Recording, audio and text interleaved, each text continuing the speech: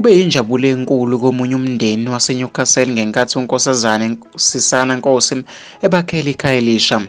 Abezindaba baxoxisana nonkosikazi uSisana Nkosi uthe kungumuntu ohambela imindeni ehlwempu uma engangena emsebenzini.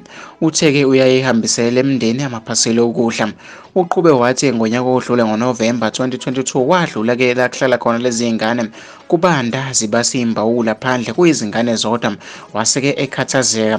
Uthe-ke wayezitshela ukuthi zihlala zodwa kanti-ke bahlala-ke nomama wabo.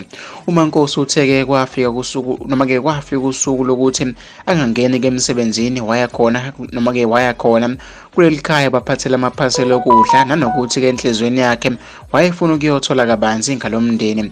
Uthe uma efika khona wafica isimo-ke samhlukumeza ngendlela eyisimanga azange-ke akwazi nokulala.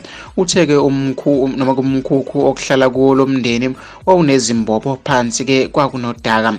Uthe-ke wabeke sekhuluma nomama wezingane zakulela khaya wacela ukushutha-ke isithombe wavuma-ke ngamchazela ukuthi ngizobacelela usizo-ke la ngilanda khona amaphasela okudla. USisana uthe-ke wazama ukucela usizo kosodolobha wendawo kodwa-ke akalitholanga wabeke eseqala ukucela usizo emsebenzini ebantwini asebenza nabo.